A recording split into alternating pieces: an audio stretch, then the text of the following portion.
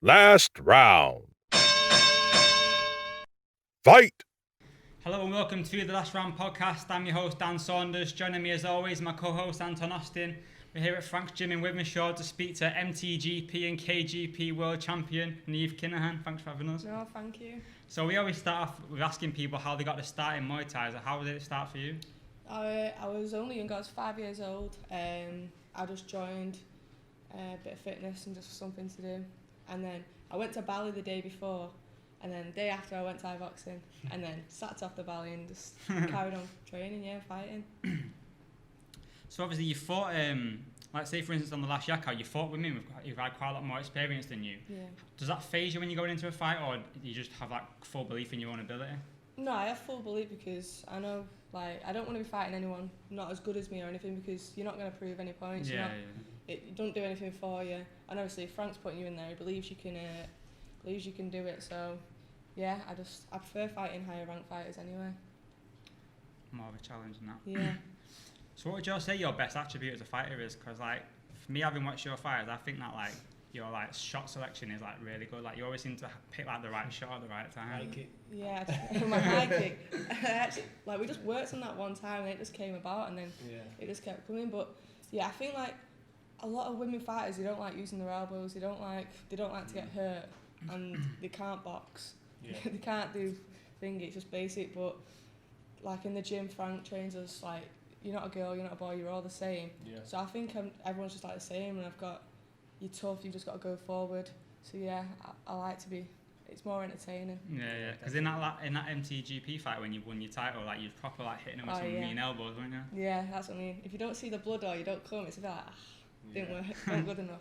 Yeah, I definitely think me personally as well as a fighter, you've really grown in the last couple of years. I think you look a lot more composed in the ring. I think your shot selection, your hands, the way you mix it up with the boxing and the legs. Yeah, like though, when you're in the ring, like every time you get more experience and you become more confident and you get used to the crowd behind you. Yeah, definitely.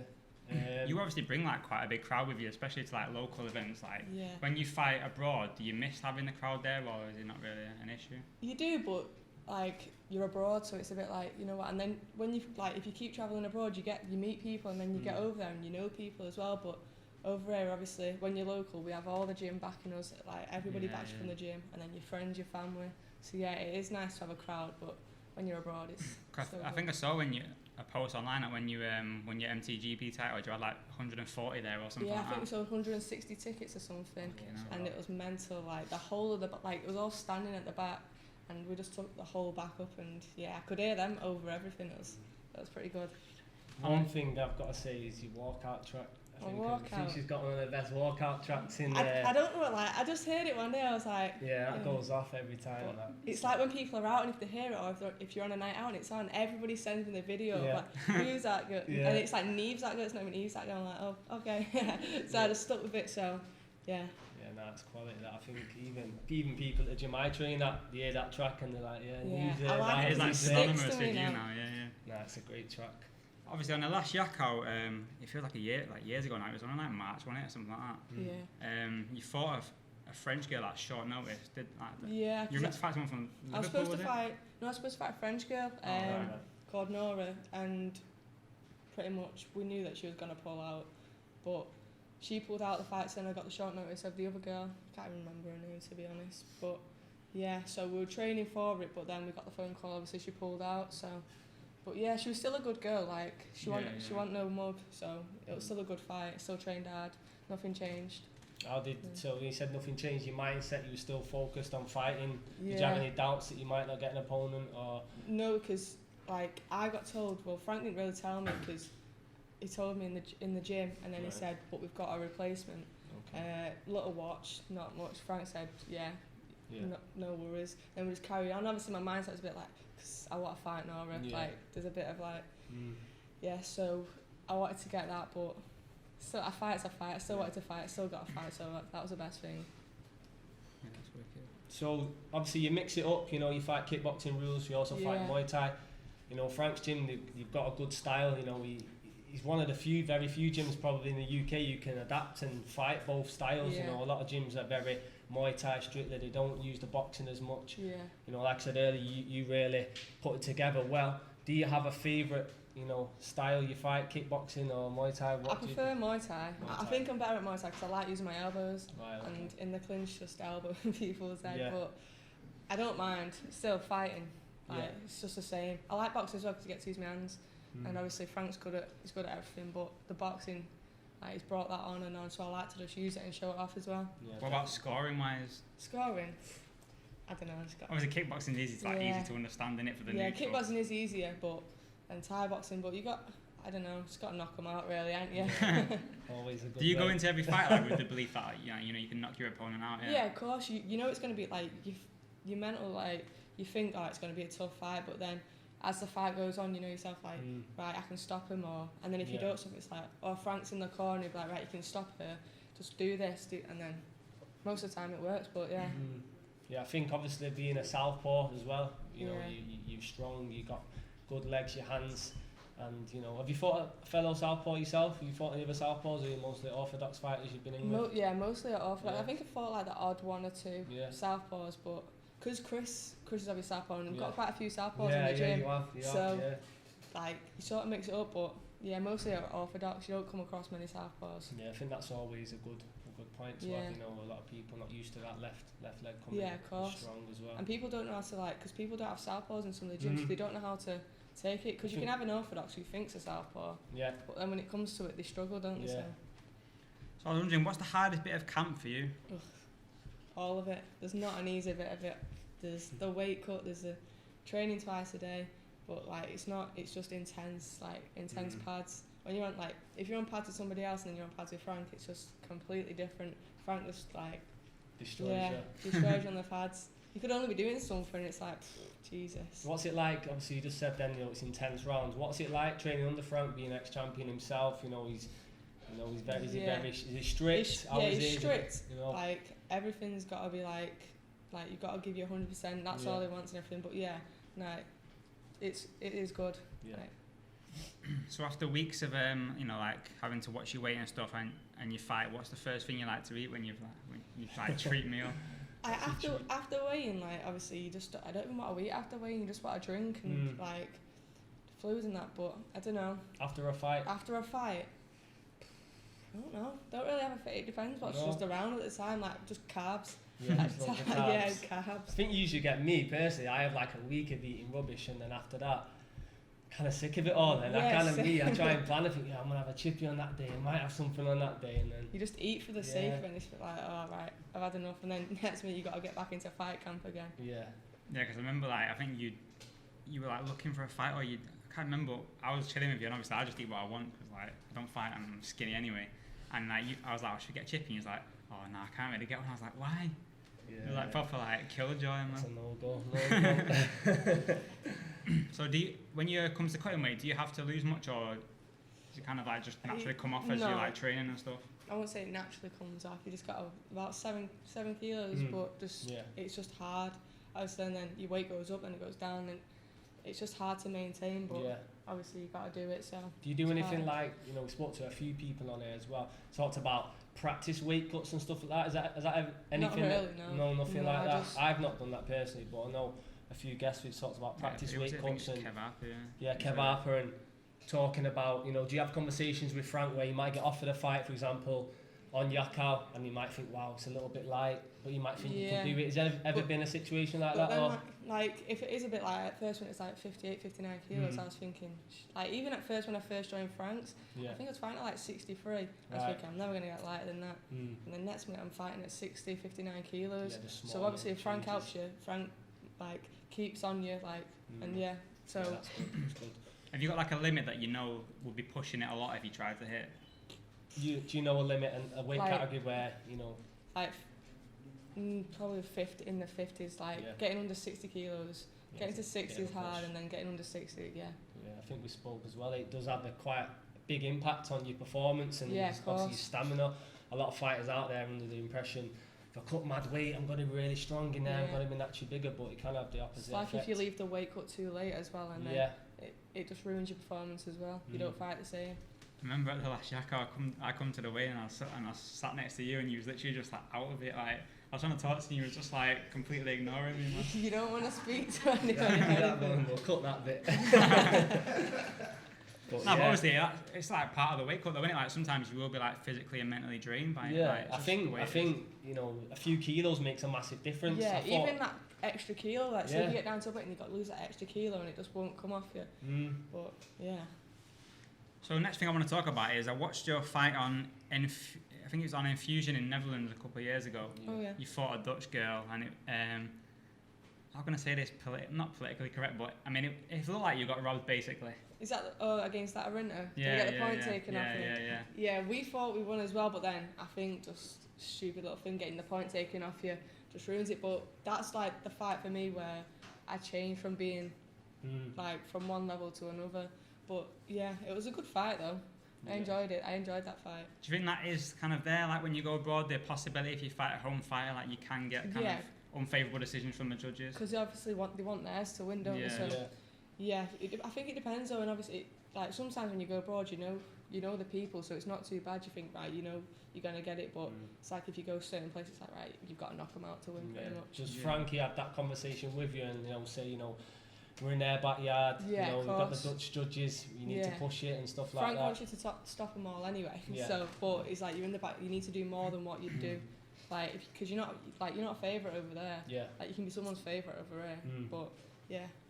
That's good. We put a status up yesterday asking about if it would be a good idea to see judges' scorecards after the fight. Do you think it would be a good thing to do? Yeah, because people don't know, like, at the minute the judging's all over the show, isn't it? Nobody knows, like, what's scoring what or anything. So, and obviously if you think you've won, you want to see where you've gone wrong and stuff like that. Like, not even the fighter, even just the coach gets to see it. Yeah.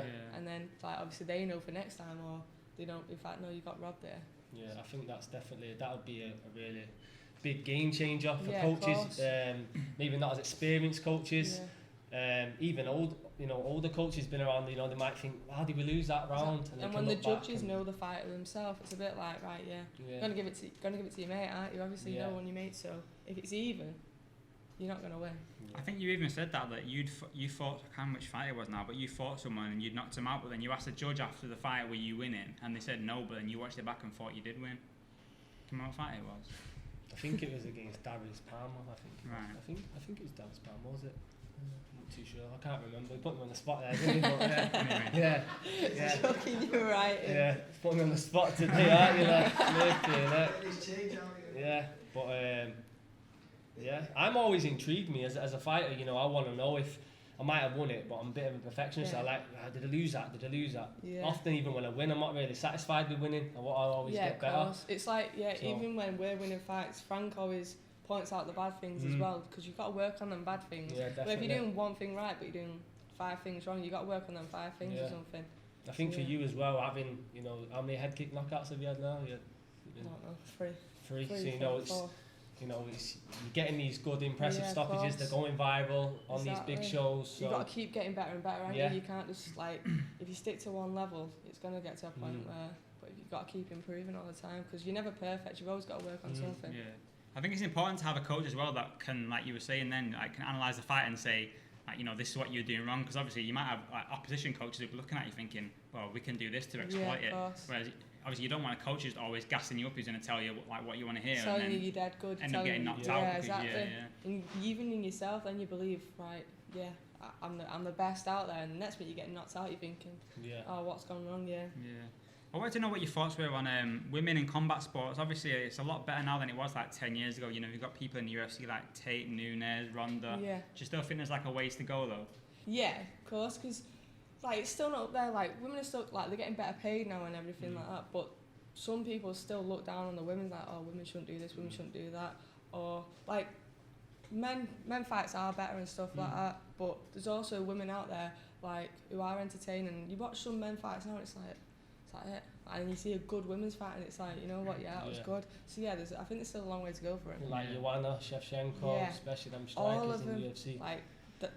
The beasts, aren't they? Well, even in Muay Thai though, obviously I'm just a casual watcher really, but I've watched loads of men fights, and I'm just just bored shitless. Yeah. They're just like clinching for 5 rounds Yeah, or whatever, and you're just going in there like knocking people clean out. I'd rather see that. The men want to look pretty as well now, don't they? So, Yeah.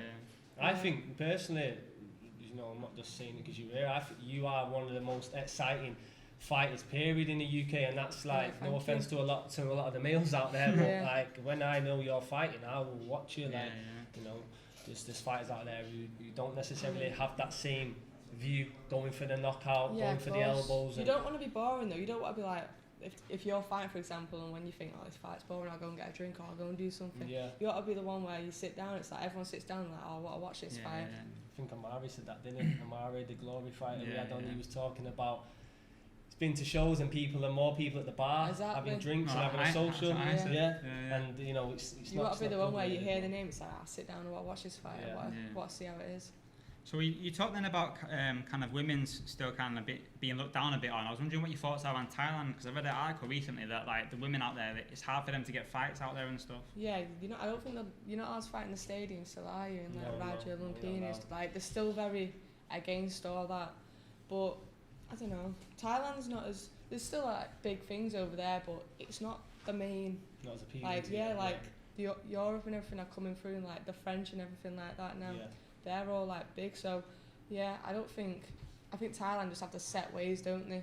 Like they're not going to change. Like it's their rules, they're not going to change. But obviously, us we're even. Yeah. What's your views on? You know, you fought on numerous organisations now. Maybe like Glory Kickboxing. Is that something that would interest you in the future? Yeah, Glory's kickboxing, isn't it? So like I like that, but obviously Thai boxing's my first. But obviously, I would never say no to Glory. Obviously, one championship. I want to get on that. And there's quite a few. There's a few big shows that are out there now, and the women are coming up. They're putting more women fights on, some of them, than they are men. So Who is it? Who's a a fight you really like at the minute? Who's out there? Maybe one championship, maybe Glory. Is there anyone in particular, or? Not really. No, I like to just take picks from each and other fighter. I don't really like set up for one fighter. I don't really watch many, especially like these day fighters. I don't really watch many of them.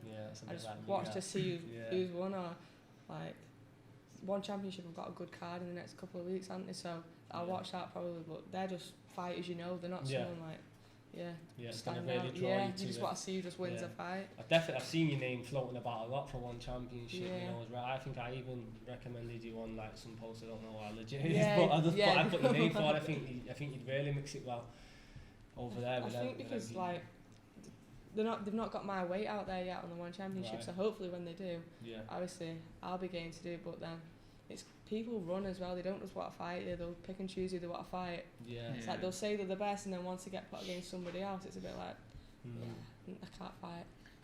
So that kind of ties on to my next question, really. What do you make of the ranking systems? Like for me personally, as an outsider, it does seem like a bit of bollocks. Like you can be like number 2 one day, and she's then number 1. No, I know, but I'm just saying like for instance, you were like number 4 after you beat Manuel Rubio, and now you're not even in the rankings anymore. I don't really get how it works. I don't really care about the rankings if I'm honest. They just don't mean nothing. If you're beating the top level fighters across the world and they're still sticking you like third in the country and shit like that, I just like to fight everyone.